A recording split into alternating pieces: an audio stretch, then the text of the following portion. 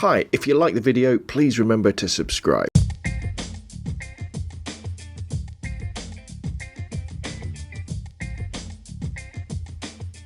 Hi, I'm Rob from robknownphoto.com and welcome to SCL, the Subject, Composition and Light Photography podcast. This is episode 234 for the 3rd of May 2014. I'm recording this in Gosport on the south coast of the UK. Well, I hope everybody's had a fantastic few weeks taking lots of photographs and enjoying, I don't know, we've had a bit mixed weather here in England. We've had quite a lot of rain, but we've had some fantastically summer days. In fact, we've had Valentino, the grandson, down today, and we've been out down the skate park at Leon-Solent, doing lots of, him doing lots of scootering, me doing lots of running around. In fact, I managed to hurt my leg. And, it kind of shows you what happens when, how old am I? What was it, 2014? When like a 42-year-old, am I 42 or 43? I forget, tries to keep up with a 4-year-old. You end up hurting, well, I've hurt my right foot, so I've been hobbling around for the rest of the day, doing as little as possible. Back to work tomorrow. So anyway, you may well be wondering, if you're watching this video on YouTube, excuse me, what's that thing in front of your face? And if you're listening to this on the podcast, you're probably thinking, well, wait a minute, hasn't the intro music changed, and doesn't the podcast sound a bit different? Hopefully it sounds a little bit better. Well, for the people listening on the podcast, what I've actually got in front of me is I think they call it a pop filter. It's my own DIY pop filter. The idea is that hopefully when I do P's and S's, you won't get so much of a or a sound, which you probably got than you previously got from the podcast. And if you're watching on video, you should be getting much better audio than you normally get. But let's take a step back and ask kind of why. What's going on? Well, on YouTube, I've actually coming up to quite a big milestone, and that's 400 podcasts uploaded since, I don't know, I think I probably joined YouTube back in 2007, just uploading all sorts of kind of video clips, things I was interested, tech stuff, gadgets, and recently over the last few years it's mainly been based around photography and gadgets, stuff people send me and stuff I buy. And I'm also coming up to about 4 million views as well, which, I think, isn't too bad, is it? I think, that's quite a lot. But one thing that's kind of readily apparent from you guys and girls who listen to the podcast, and if you watch the videos on YouTube as well, is the quality quite often can leave a lot to be desired. I know if you've listened to the podcast for any length of time, I thank you for sticking with me. I know the audio quality has gone up and down. Those of you who've been with me for a few years remember when I used to record it in the car driving up and down the M3. I know there's some comments on, I think it's on iTunes, where somebody says the content's great, but I can't listen to it. It's just too bad.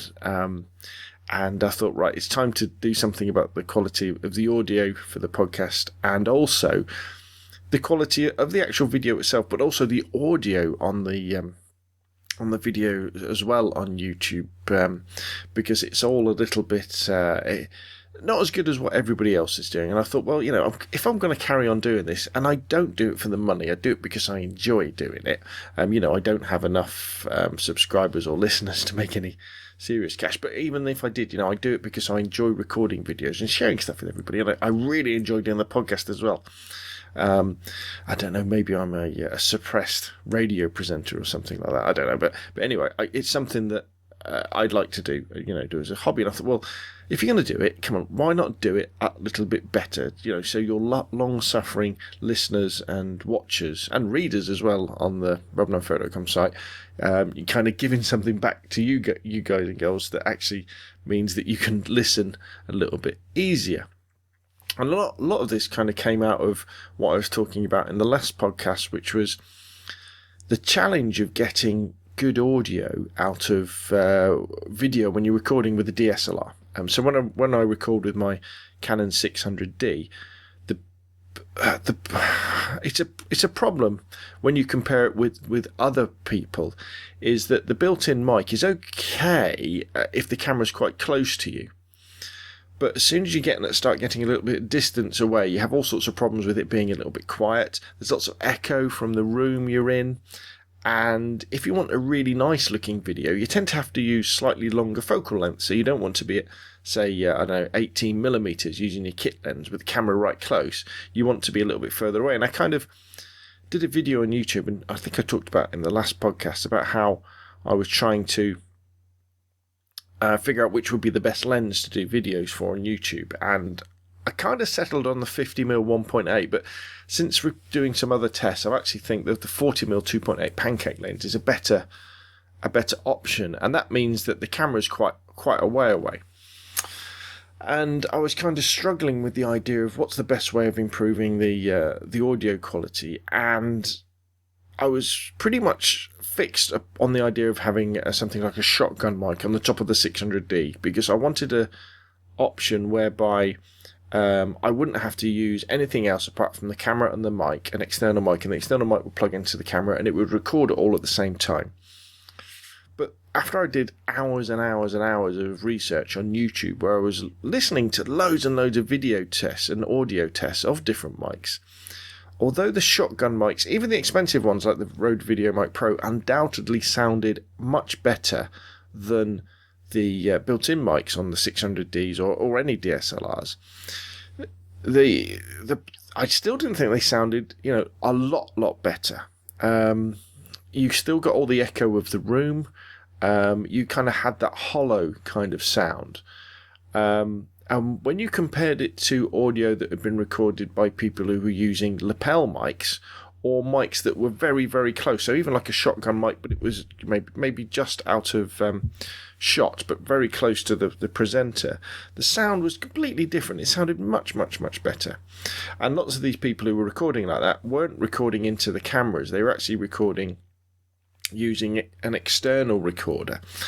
And although I was dead set against the idea at first, I kind of came round to the idea of using an external recorder and something like a lav mic. Now, I could have probably just said, well, look, I could just get a decent quality USB mic and plug it into my laptop and record the podcast that way and record the audio for the videos that way, because the idea is you record the video and the audio separately and you kind of bring them all together. But the problem with that is I would always have to have my laptop with me, and there's certain situations where I wouldn't want to do that. I might be out in the field wanting to do video and audio. I could be doing something in the garage, doing something in the kitchen. There's times when it just wouldn't be practical to have the laptop fired up and work that way. And also, there's a really good reason not to record. To take a step backwards, there's a really good reason not to record directly using something like a lav mic or a shotgun mic into your camera, is that it gives you two audio sources. So if you're recording a video with your DSLR and you're using a separate recorder, something goes wrong with that separate audio recorder, you've still got that audio recording from the camera to fall back on.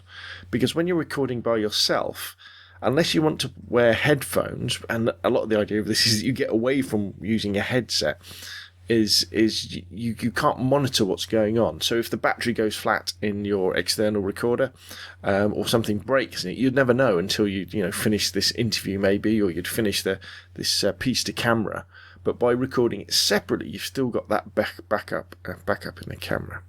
So in the end, after all of that, after watching dozens of videos on YouTube and listening to things, I came to the conclusion that if you want decent audio on your DSLR videos, you've got to get a separate recorder. So I settled on the Zoom H1, which is about the cheapest decent one. And loads of people use it. Excuse me while I just take a drink of coffee.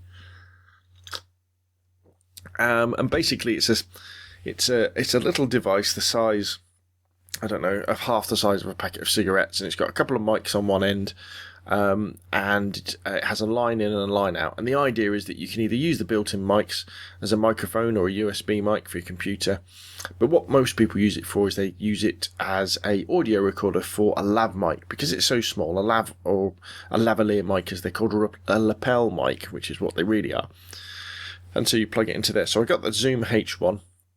I mean, in fact, if you're watching the video on YouTube or on robnunphoto.com, if I've uploaded the notes by now, you should be able to see it just at the bottom of the screen here. It's sitting on I've got it set up on a Gorilla Pod, and I've got the windshield because I bought it with on Amazon.co.uk. There was a deal where you could buy it with the accessory kit as well. So it's got the windshield on, and actually this rhomboid kind of structure in front is a homemade pop filter.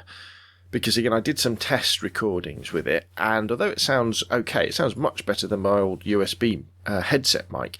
Again, I was getting pops, and I thought, well, come on, Rob, just make a bit more effort. And so today I just got a coat hanger, nicked a pair of Suzanne's tights, I'd like to add, not mine, and made this simple pop filter, which may be making a bit of a difference in the quality.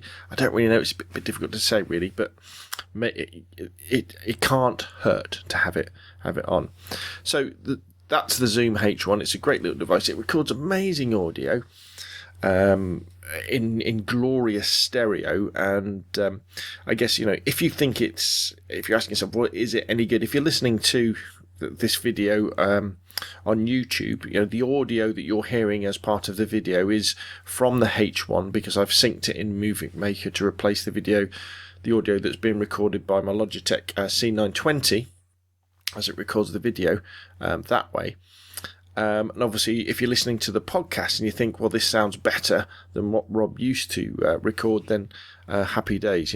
That's the whole idea. Now, the thing I would say, though, is that to start off with, when I first started listening to some of the example sounds, I was a little bit disappointed. And you may well be listening to this and thinking, well, it does sound better, Rob, but there is still noise in there, because undoubtedly there is. The audio you're hearing now has been taken into Audacity and had as much noise removed as I can, and then I put it through the Levelator, which kind of bumps up the volume and does some compression things. But although in between, when there's gaps, for example, if I stop now, just stop talking,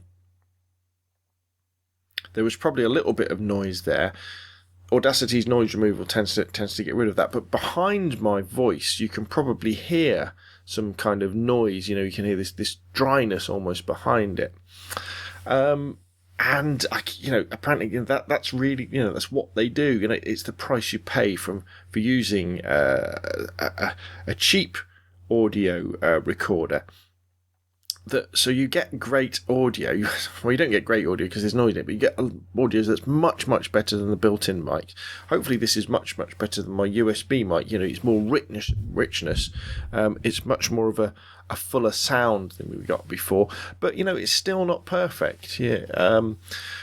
One of the reasons why I went over to a USB headset was because I was tired of having mics that had that hiss in between, and you would remove the hiss and then it would flatten everything out. But I guess at the end of the day, what I'll do is at the end of the podcast, I put a request out for everybody for feedback. Does this sound better than the podcast? Is it more listenable than previous podcasts and efforts? Because this is all about making sure that, this is a better product for you people to listen to on your iPods, or maybe you're watching the YouTube video on your Android phones and things like that.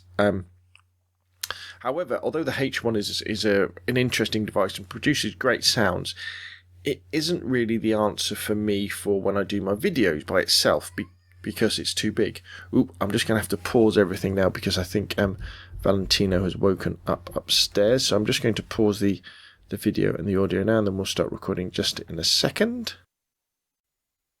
Okay, I'm back. One unhappy little 4-year-old who woke up is now much, much happier, and he's dropped off to sleep again. But we may well get some more interruptions, because normally if he's got a broken night's sleep, he keeps waking up. But here we go. Let's see how we get on. So I think I got the bit where I was talking about how although the H1 is a great device, it isn't really the answer for when I do my YouTube videos, my talking head kind of things, my reviews of kit and stuff, because it kind of gets in the way. If you're watching the YouTube video, you kind of see it now, and because the actual microphones aren't isolated from the rest of it, it's really prone to touching things. So for example, if I touch it now, you probably heard loads of different things, and I was only really lightly tapping on it. So the mic would then have to be further away so I didn't accidentally knock it. So that again kind of negates the point of using it, because I'm back into the same problem, and I might as well just use the built-in mics on the 600D. So what I did was I actually purchased a lav mic at the same time, and the H1 Zoom H1 handy recorder. Ooh, there we go. I've just knocked it again. The Zoom H1 handy recorder, I think it was about £80, and I got it. That included the accessory pack, which normally goes for about £20, and it meant I ended up getting it for about the accessory pack for about £10. So I got the Audio-Technica ATR 3350 lav mic to kind of go with it, and that is probably the cheapest. Well, it's one of the cheapest lav mics you can buy, but it also gets fairly okay reviews. People say this is a piece of kit that kind of does the job. And again, I looked at plenty of YouTube reviews, and lots of people use the combination of the Zoom H1 recorder with the 3350 lav mic. I found that it is okay for YouTube audio, video audio, in other words. In fact, it's much, much, much better than the built-in audio on my 600D. However, I thought it was had quite quiet output and was pretty noisy as well, quite hissy. And to start off with, when I first did the test recordings with it and was listening back to them in Audacity, I thought, this is no good at all.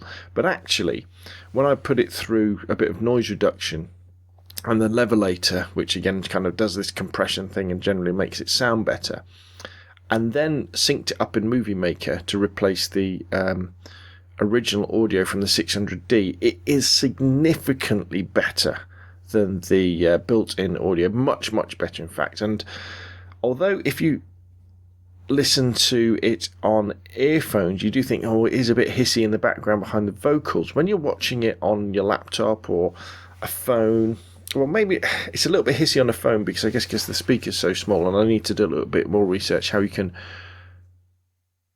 EQ or balance audio for smaller speakers. But especially watching it on our big television via the Google Chromecast, it was very impressive indeed. Now, it wouldn't be good enough for recording the podcast on, I don't think. It wouldn't be significantly better than the headset mic.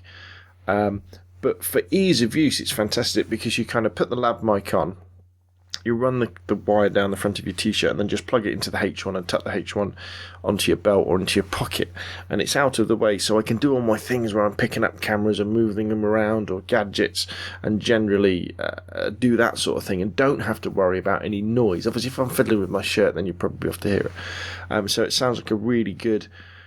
it's basically giving you a wireless lav mic system, because the H1 is so light, and you record. And if you're into doing your videos for YouTube or any sort of presentation videos, and you're thinking, I'm really nervous about syncing audio up afterwards in post-processing, as I was a little bit, actually it's incredibly simple. Using the free Windows Movie Maker software on, obviously, if you've got a Windows system. If you're on Mac, I'm sure there'd be something like, I don't know much about Macs, but I'm sure they've got their own free software where you can sync audio, and it works very, very well. And the video on YouTube, and I'll put links in the show notes for SCL 234, I did a video on the Ensign camera video, Ensign folding pocket camera, I think it's called, or something like that.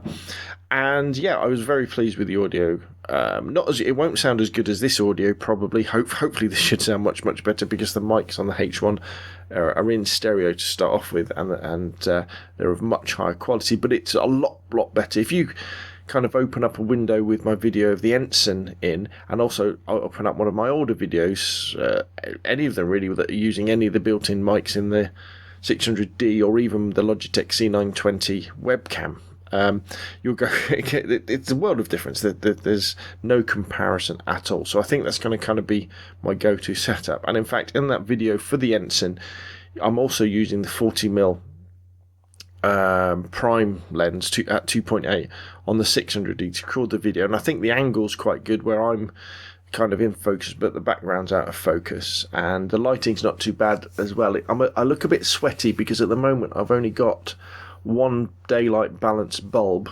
which I have to use bare because it's not very powerful, and I use my trusty Aputure LED ring light, which again is daylight balance, very good, so I kind of should look quite natural.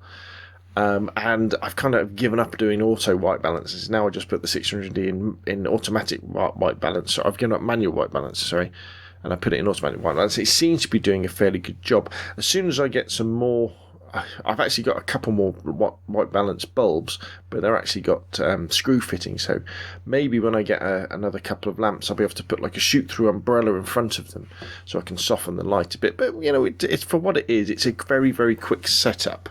I can just put this lamp up, put the camera on a tripod, set up the audio really quickly, and go for it. So hopefully everything should start to look very, very, well, not very, very good, but it should start to look better than it did before. And I think one thing I kind of learned pretty quickly investigating different types of ways of improving audio is it is such a minefield and such a rabbit hole or a rat hole that you can fall down. You start listening for all sorts of pops and whistles on your audio, and you're thinking, how are you going to improve them? And if you think photographers and video editors are, I was going to say a rude word then, are a bit finicky about what they see, you wait till you start watching some videos about audio quality and what people, what lengths people to go, because I think sometimes we get a bit confused between what would be broadcast quality or audio file quality, stuff for recording music to. And we confuse that with actually what's good enough. What is actually good enough for a YouTube video that somebody's probably just going to watch on their laptop or their mobile phone. It doesn't really have to be broadcast quality for stuff like that. So anyway, what I'd really like is that if, after listening to this podcast, whether it be via the podcast or you're watching it on YouTube, give me some feedback. Send me an email, scalespeeder@gmail.com. Go to the Flickr group, open up a new discussion if you like. Go to robnunphoto.com and put a comment in the show notes when they're up for show 2, 3, 4. Is it better? Is it more listenable? I mean, that's what I'm most interested in. Not really whether it's better or not, but do you listen to it and think this was an easier listen to previously when I was using my old USB headset, which probably a bit of a challenge that way. Okay, so to kind of finish up then, there's a new a photo assignment over on the Flickr group. The photo assignment for May is World in Motion. Again, you could use those shots for the Amateur Photographer of the Year should you wish to, but if you don't, just put your shots in there. Anything to do, I don't know, sports maybe, or people running around, or cars, I don't know, anything to do with the world of motion. It could be that you want to freeze the frame of something that's going very fast, or maybe you want to use a slow shutter speed to give the feeling of speed. Maybe you want to do a light trail shot, maybe it's something splashing into water. Anything to do with world in motion, just go over to the Flickr group. Remember, it's free to join Flickr. You get how much? I think you get 2 gigabytes of free photo storage now. So why not join the robnunphoto.com Flickr group and join in? There's some fantastic work going on over there. So just all that's left really is just to remind everybody that SCL is part of the Tech Podcast community, and you can find loads of great podcasts over at techpodcast.com. If you enjoy the podcast, remember, give us a review or some stars on whatever platform you listen to. Maybe it's iTunes, maybe it's any podcatcher for Android, anything like that. Thanks to everybody for taking part in the Flickr group, for posting their photos and getting part in discussions. Thanks to all the commenters and people who watch on YouTube. Thanks to the readers and commenters on robnunphoto.com. And thanks to everybody for downloading and listening to the podcast. My name's Rob from robnunphoto.com, and hopefully pretty soon I'll see you on Flickr.